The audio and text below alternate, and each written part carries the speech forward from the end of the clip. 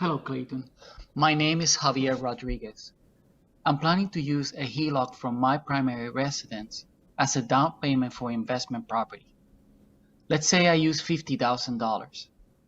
Assuming I get $300 for cash flow after mortgage and expenses, it may take up to 14 years to pay it back. How can I accelerate the payment of the HELOC? Well, one way I would look at this is if you're going to use it for, and thank you, Javier, for your question. One way I would look at this is if you're going to use that home equity line of credit to buy rental properties, you have to ask yourself the question, are you in a stage in your life right now where you need that rental income, right? Are you still working? Are you have income from other sources so that you don't need that rental income? So if you do acquire a rental property, okay, and now it's cash flowing $1,500 a month or $1,200 a month or whatever it is, in my world, what I would do personally is I would be taking that money from that tenant, from that cash flow, and firing it right towards that balance of my home equity line of credit to pay it back, because if I want to pretend like I don't even need it, right?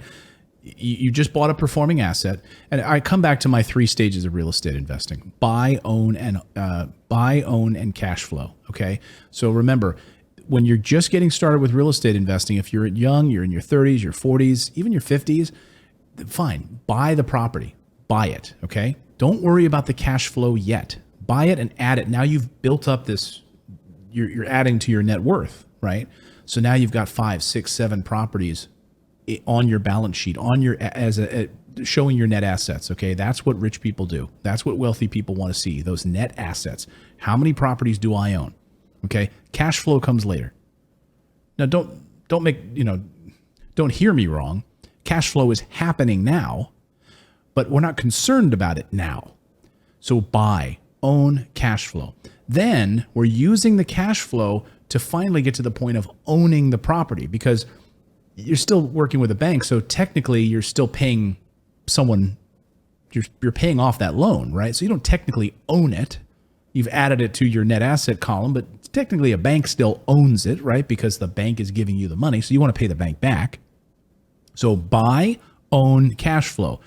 The cash flow in those early years, Javier, should be used, in my opinion, to pay back that loan and get you to the point of owning the property.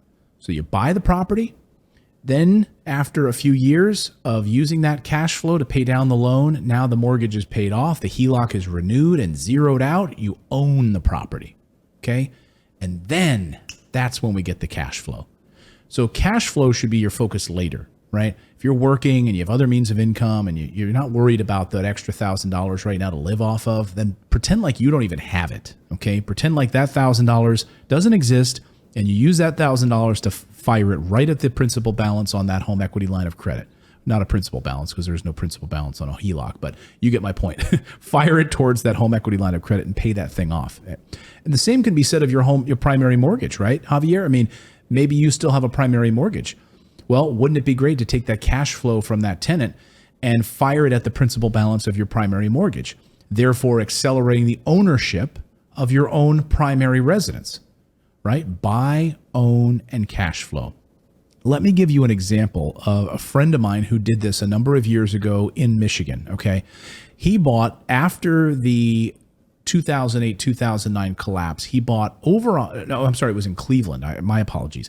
Anyway, he bought over 100 properties in the Cleveland area back when that was a market that you would be interested in investing in. I would say, based on the crime and other issues, no way. But back at Cleveland at the time, he invested over 100 properties, bought 100 properties or so for relatively inexpensive, and he used the bank's money to buy these properties, right? So he didn't technically own these properties yet, the banks did. So he looked at the 3 stages of real estate investing: buy, own, and cash flow. And he took out mortgages where he knew that in 5 or 6 years, they would all be paid off, because the cash flow from the tenants was building the equity and paying off these mortgages. And he staggered them. He bought them like in 20 packs, like 20 properties, 20 properties, 20 properties.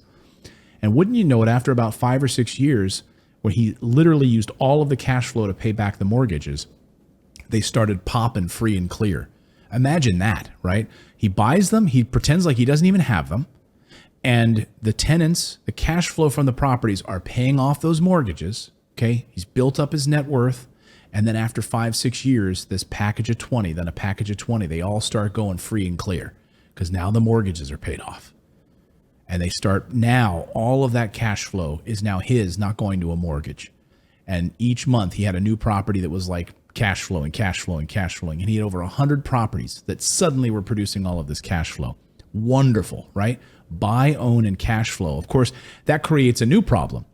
Now he has to pay income tax on all that cash flow. That's why in real estate, we say buy until you die, because then you start acquiring new rental properties to offset the income on your taxes. Okay, that's the beauty of real estate investing. That's the beauty of this strategy, so that you can pay nothing in taxes, but get the benefits of these cash flowing assets on your balance sheet, and truly building wealth.